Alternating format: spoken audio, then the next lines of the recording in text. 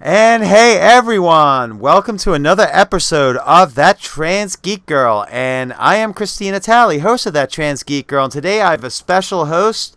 He is the host of Star Wars Canon Library and also War of the Stars and Breaking the Fourth Wall. Introducing Brian Miller. Hey, how's it going, everybody? And the reason why I have Brian Miller with me today is because we're talking about canon today. Not just normal canon, however. We are talking about what I'm now terming as accidental canon. What that means is, so a lot of times we have directors, producers, things of those nature, and they want to put like their own little throwbacks to, series or other things like that in their movies to make them it's like a little homage. However, it backfires, and now everything becomes linked. So we have, there are quite a lot of, this happens quite a few times. There are some shows we are going to talk about today about that. The big one, seeming that Brian is the keeper of canon for Star Wars, for Star Wars Canon Library unofficially. He might be after Pablo's job one day. We'll see. After yesterday, I wouldn't be surprised. Yes, he has some great news. Yes, you want to tell everyone about that? Sure, yeah, might as well. I was at work yesterday, and I've been doing the Canon Library for almost 2 years. Next month will be 2 years, and I've poured thousands of dollars into all this stuff, and just countless hours working on the website and the Facebook page and everything. And me and Kirsty have gotten into fights over this stuff before because of it. It's crazy. And yesterday, everything that we've gone through was made completely worth it. I got an email from my website, www.starwarscanonlibrary.com, from Pablo Hidalgo himself, pretty much complimenting the website and saying to keep up the good work, and there might possibly be a job at Lucasfilm on the story group for me someday. So, that made everything over the last 2 years completely worth it. I've been over the moon for the last 36 hours. I can't contain myself. But yeah, anyway, it's freaking awesome. It's really, really cool to get some recognition like that. I'm sure it is, and just congratulations as well. Thank you. So the first movie we're going to talk about is Star Wars, which actually pops up in a lot of different movies in one reference to another. But the one I want to talk about first is the E.T. crossover. Episode 1. Episode 1, as well as the movie E.T. was the first one. If you remember, there was a scene where they had E.T. dressed as a ghost. They had a sheet over his head and eye holes cut out, and he sees Yoda. And you can tell that he recognizes Yoda. Exactly. Yeah. Which, okay, that, once again, was a homage. We all know Steven Spielberg and Lucas both has their own, are friends. So this is something they've done quite a bit throughout their movies. Right. So there was that, but then we have episode 1, as just Brian just said, where during the Senate scene, they had a whole little crew of ETs sewn in there. So Brian, you want to talk about that? Okay, the scene Christina's talking about is actually immediately after Queen Amidala says, "I move for a vote of no confidence in Chancellor Valorum's leadership." And it starts cutting all these different pods with different aliens. And down in the bottom left corner of the last shot, the one with the Wookiees screaming in the background, you hear that. Down in the bottom corner, there's a pod with 3 little ETs, hearts just aglow, and they're going the whole time. I never noticed it when I was a kid. I didn't notice it until 3-4 years ago that he was in episode 1, that there were 3 of them in episode 1. It never dawned on me. So like you said, that's accidental canon. Technically, in a loophole accidental kind of way, Earth is now Star Wars canon. And what else was connected to that? I don't remember. There was something else too, and I don't remember what it was. Oh crap! I'll come back to it. I'll think about it after we stop recording, because that's usually how my brain works. But anyway, but yeah, that makes Earth now Star Wars canon. But not to the point where I'm going to put ET on that shelf. But You know what I mean? Like, it's kind of cool. It's like what you said with E.T. recognizing a kid dressed as Yoda. You know, I think it's awesome. Well, there's more that brings us Earth into Star Wars canon as well. Let's not forget Raiders of the Lost Ark, the engraving of C-3PO and R2-D2. Yep, in the room where the Ark of the Covenant was. Yes. When he first finds it on the wall, you can see 3PO and R2. Yep. So once there too, so maybe they visited in a year, like thousands of years ago, thus why they have an engraving. They were looked at as gods, maybe. Who knows? What's your thoughts? Honestly, I think it was just a fun little cameo. Didn't think anybody would pick up on it. Obviously, they don't know Star Wars fans very well because we spot R2 a mile away. You know what I mean? Like, but I think it's cool. I really do. And it kind of reminds me of, because we're talking Indiana Jones, it kind of reminds me that back before the canon wipe, God, I was a kid when this happened, but there was a comic that came out, and it was an Indiana Jones comic. And he had Short Round with him, and they found this crashed spaceship that had been there for like thousands of years. Well, maybe it wasn't no, it could have been thousands of years. But anyway, I'll tell you why in a sec. But they find this crashed spaceship, looked like a saucer, and they get on board it, and they find a skeleton of somebody sitting in the cockpit chair with an arrow in his chest. So whoever was there, got shot with an arrow and died, but he was wearing Han Solo's clothing. And Indiana Jones found him and was like, oh, this poor guy, got taken out by an arrow. He's like, I wonder what did that to him. I wonder if the creature's still around. And it cuts to a shot outside the ship, and Chewbacca is like hunched down in a tree watching the ship, like guarding it.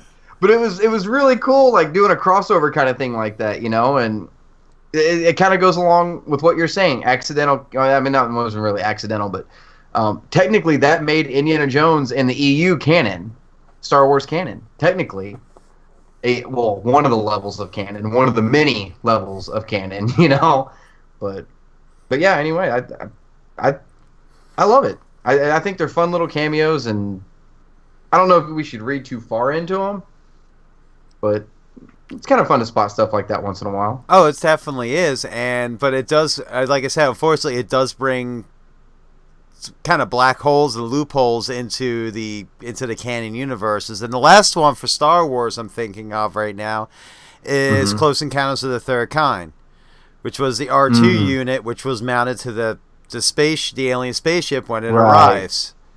Right. So once again, it's one of those things that everything is kind of mixed in everything else. Mm-hmm. I know. Well, there was also the I know in which Star Trek, I think it was the first Star Trek reboot with the new cast. There was an R2 cameo in that also, and when all the ships are getting blown up around Vulcan, you can see R2 fly by in the debris past the Enterprise. Really? Mm-hmm. Okay, that one I didn't know about. You have to zoom in really far and like do it frame by frame, but you can sure enough see R2. I mean, his eyes lit up and everything. You can see R2 floating by. So it's kind of like how the potato and the sneaker in Episode 5. Yeah. Yeah. For those who don't know, during the one scene where the Falcon is escaping through the asteroid field and is about to swoop into the cave, there's a scene where there's a couple asteroids, and one of them is actually an old gym sneaker, and another one is a potato. Yep. So I don't know what that was about. I'm sure there's some inside joke about it, but yeah. Giant space potatoes are canon now. Yes, giant space potatoes and floating space sneakers are canon. Yes. And who was it that asked me about this? I don't remember. Somebody asked me, I think it was Mario actually, was asking me if I had seen that they had been talking about putting Darth Vader in Guardians of the Galaxy as like a little cameo. I've heard about that. That would have pissed me off beyond no boundary. I mean, I would have been lividly pissed, because then that would have made the entire MCU Star Wars canon. And your job would have got 20 times harder. I would have had to add another 20 movies to that damn shelf. Like that. No, just no. Yeah, they definitely need to keep some universes separate. I mean, yeah. I mean, MCU is a huge universe. We don't need to be adding the Star Wars universe in with it, because now it just will get extremely confusing extremely quick. Mm. So let's move on to some other movies that there are maybe not as accidental. This one may not be as accidental, but this was in the 90s. There was a movie came out, Spy Kids, directed by Robert Rodriguez. Later on, he went to go direct a movie called Machete, starred Danny Trejo. Danny Trejo was also in Spy Kids, and it's already been revealed that Machete is the same character. The uncle and Machete are the same character. As crazy as that is, like, so the gadget building uncle in Spy Kids is the same guy who, like, literally gut somebody's throat just for looking at him wrong. It's literally the same character. It's the same character. It's Uncle Machete. Oh my god. Like, oh my god. So what are your thoughts on that one? It's been 15, almost 20 years since I've watched Spy Kids, but I don't know about that one. That one's a little. It's a little much. That's a little too much. Yeah, that one's, you're kind of stretching for that one. You know, I mean, do you really want to link Machete to Spy Kids? Like, that's the same universe. I mean, okay, with the new Machete movie coming out, I guess it's going to be Machete in space. So the Machete movies don't take themselves seriously at all. No, they don't. You know, they should, and they shouldn't, you know, but I guess if they're going to space and Machete, why not have nieces and nephews that are spies? I don't know. I mean, just go as over the top as you can physically go. That's pretty much it. I agree with that. Yeah. So, yeah, I mean, that one's just, I mean, my opinion on it, it is a stretch. I mean, even though it was Rodriguez who said, yes, this is the case, it's like, why? Yeah. Like, you just really have to ask why. I mean, we're talking about Spy Kids, which is obviously made for preteen, teenage kids. And then you have Machete, which is a Grindhouse classic right now. Two completely different movies, should be completely different universes, and should not be joined in any shape or form, but unfortunately now are because the director said so. And no, it shouldn't be that way. Agreed. See, and what I'm saving for the last is my favorite one. But the next one I'm going to talk about, this one's small. Fear and Loathing in Las Vegas and the movie Rango. Other than the fact they both have Johnny Depp as the main character, there was a very interesting scene of where you see Rango smack into a windshield of a very recognizable convertible, and the driver in the front and the person in the back were definitely, I can't remember their names. If you remember them, let me know. I didn't even know about this one until you told me about it earlier. But yeah, I can't remember their names, so unfortunately, but where it's unmistakably the characters of Fear and Loathing in Las Vegas. So, which makes Rango, which is another one of those, like, I understand why they did it. Obviously, Rango's wearing the same shirt as Johnny Depp did in the movie. We already knew that from seeing it, and it's right down to the hat and everything. But the fact now you just cross those universes is really kind of interesting. And right, you know, we're talking about a movie which is about, you know, pretty much a major drug trip, and a kids movie about a talking lizard. Let's call it what it is. Yeah, I know. Like I said, I never caught on to that one until you brought it up earlier. Like, really? What the hell? Really? So, yeah. So, I have a question. Do you have any ones you can think of right now which would be considered accidental canon? Let me think for a second. I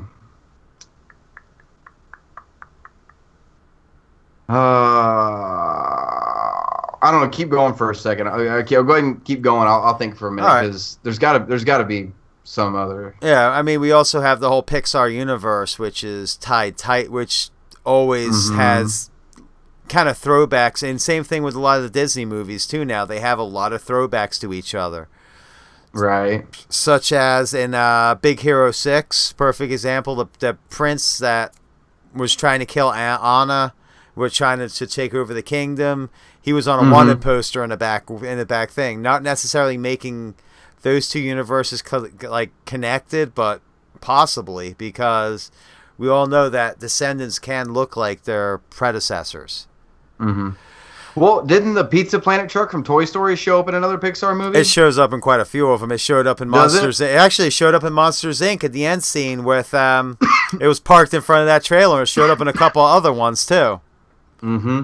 So yeah, there's a lot where they've been intermingling, and Pixar is very well known for it, thus making their entire universe connected. Yeah. Through like little throwbacks to the other movies. Mm-hmm. Which is quite even Cars they've done it at this point. So they've thrown little tidbits in. Yeah. All right, have you thought of anything yet, or I can't not off the top of my head. Nothing that really stood out to me. I really can't think of anything really. No, I really can't at this point, to be honest. Wait, no. You know what? I did just have one. okay? It's mainly in comic books though, because I mean I catch it in comics more than I do movies. Well, I catch but, that counts too. I mean, it's still right. They've crossed Doctor Who and Star Trek before, and they've crossed Green Lantern with Doctor Who, Green Lantern with Star Trek. I mean they've keep crossing these over, which technically I guess so that means. Through E.T., okay, we're going to connect everything right now. Okay, so through E.T., Star Wars and E.T. are related, right? So that means Star Trek, if that happens, or no, I mean Star Wars and E.T. If Star Trek happens in our future, and hell, we don't have to do that. We've had R2 in Star Trek before. So that connects Star Trek and Star Wars into the same universe. So then if you have Doctor Who crossover with Star Trek, that means Doctor Who is in the Star Wars universe. And then if you've had Green Lantern mix over with Doctor Who, that means Green Lantern and the entire Justice League is now Star Wars canon. Like, everything DC has ever done is now Star Wars canon.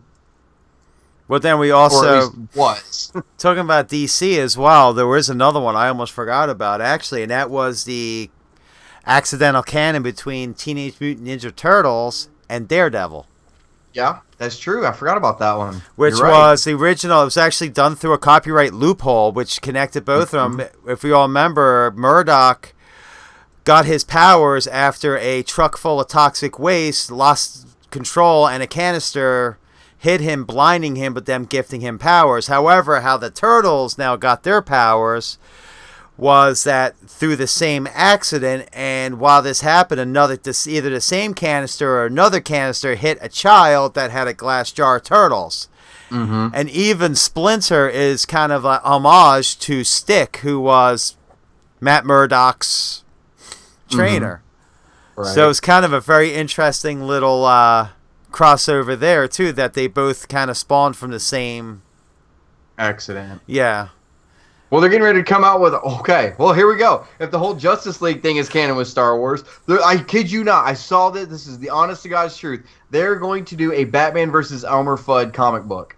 I'm not kidding. They're actually doing one. I too was shocked. So that means when that happens, Looney Tunes, everything in the Looney Tunes universe, Space Jam included, is Star Wars canon. Which makes Michael Jordan canon yeah. Which now makes Michael Jordan canon in Star Wars, if you think about it. Yeah. Mm-hmm. Yeah, see, so, I mean, we could keep going and going and going and connecting. Eventually, everything would be connected.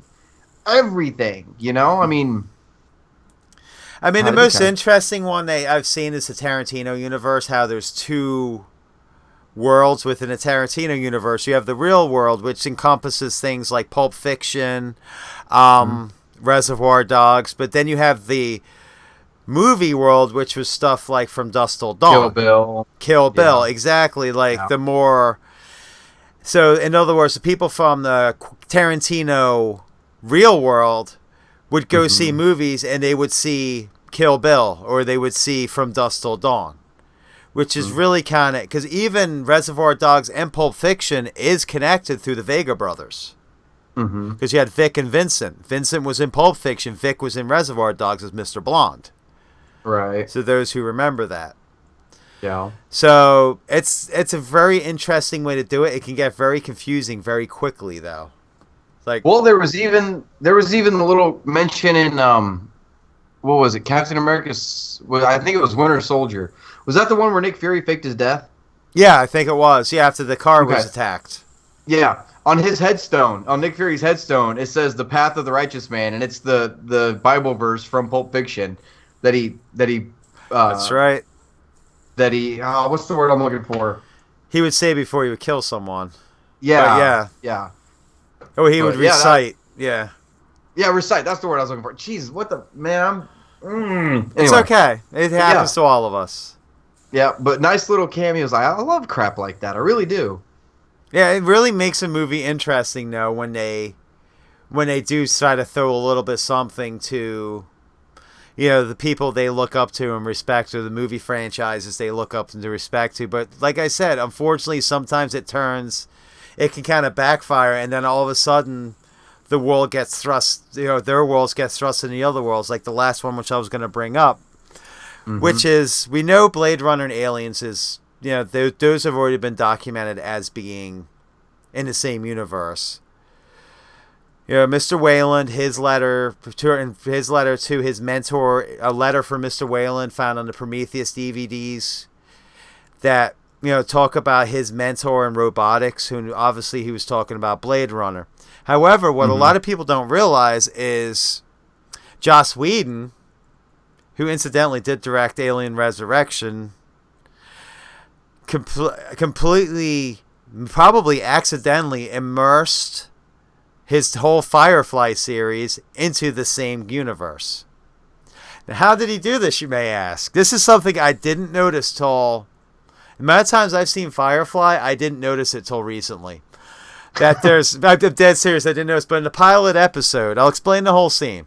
In the pilot episode, and I even have a screenshot of this, so I will be putting a screenshot up as well, so you guys can see exactly what I'm talking about. This pilot episode, they're showing the Battle of Serenity. It's a very major battle in the Firefly universe. That's what his ship is named after. That's why his ship is named Serenity. However, the one scene, Mal is firing this turret. It has a video screen turret.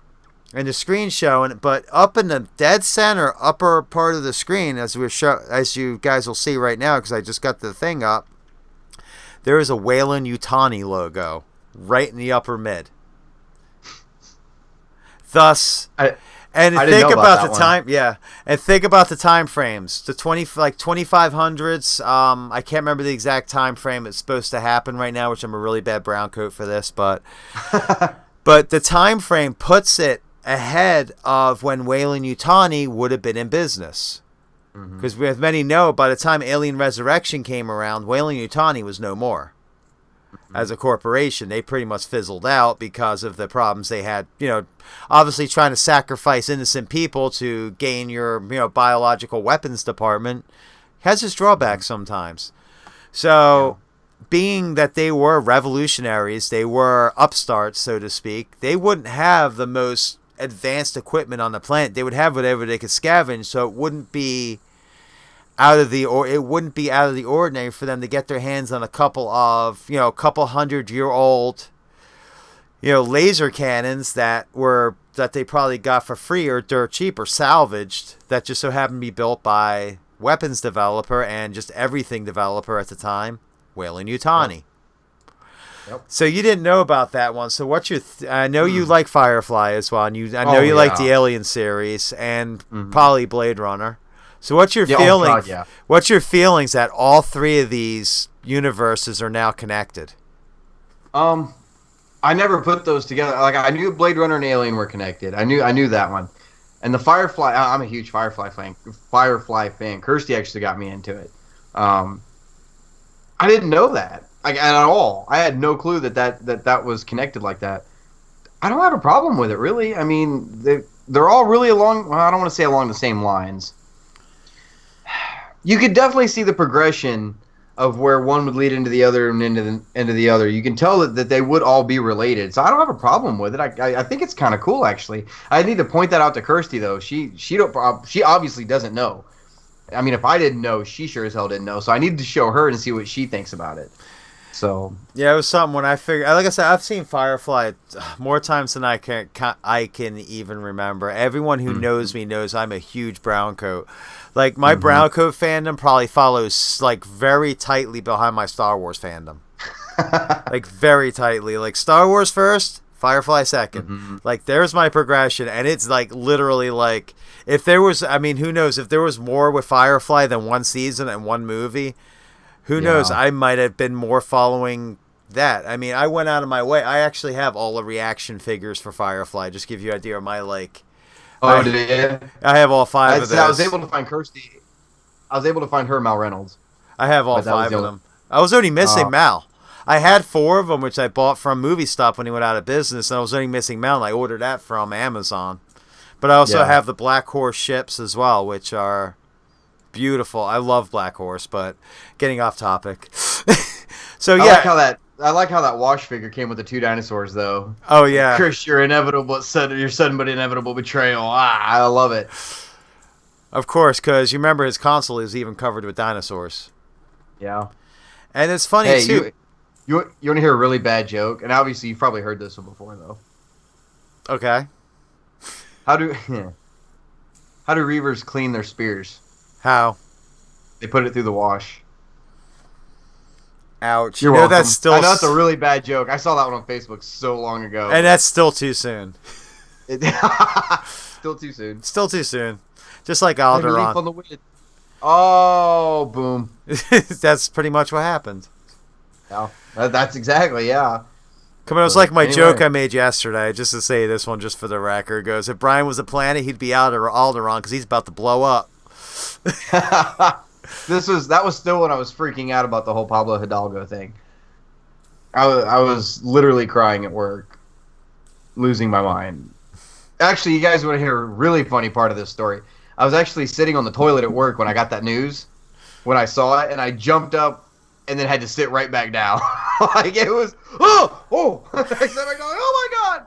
And my boss was outside, and he's like, "What? Are you all right in there?" And I'm like, I'm fine. And I like started to bawl my eyes out, and he's like, "What the hell is going on in there?" I'm like, "I'm all right. I'm okay." Yeah, I mean, imagine how you would feel getting an email from one of the biggest people in Lucasfilm, especially he is the Lucasfilm keeper of canon. And he actually compliments your website on how well, calling it the best, mind you, the best site he's seen for canon. I mean, that is you can't get a bigger compliment than that. So no, that's so far that's the pinnacle of what I've achieved, of what we've achieved. That is like the pinnacle. The only thing that sucks nowadays is it's an email. It's too bad you don't get like a handwritten letter like you do back in the day. You can hang that up. Well, you can always print it out. Well, yeah. I've got the screenshot on my phone. I know. Actually, you want me to read what it said? Sure. Hang on, let me pull it up. I don't want to make this about me, but anyway. No, it's a huge honor. Real quick. It's fine. Oh, real quick. All right. So this came through the website, and and I got the email to accompany it, but this is the message from the site, and it says, "Brian, just came across your website. As someone whose sole job is Star Wars canon, I have to say, well done. Your timeline is the most accurate I've seen to date, and I can tell you are pouring your heart and soul into what you do. Keep up the great work, and there just may be a job for you someday around here. You never know. Yours truly, Pablo." So that's really. And then when you look at the email, it's actually got his email address attached to it also. So. Yeah, so it is legit. It's not somebody messing around, because honestly, when he first posted it up, I thought it was. Oh, somebody's messing with him. And then I'm looking like, nope, that email is definitely Lucasfilm. Yeah. Like, wow. So that's all the time we have for this show. So I'll tell you what. This is what I want you guys to do. I want you guys to, any other accidental canon we miss, there's tons of it out there. There's absolutely tons of it out there. Why don't you make a comment about it? Let us know about it. Remember to like, subscribe as well, but let us know about that canon we missed. Let us know how you felt we represented, if you agree with us, or you disagree with us, or things of those nature. Yeah. So until next time, this is Christina Tali, that trans geek girl, alongside Brian Miller of Star Wars Canon Library, and we'll see y'all next week. See you guys.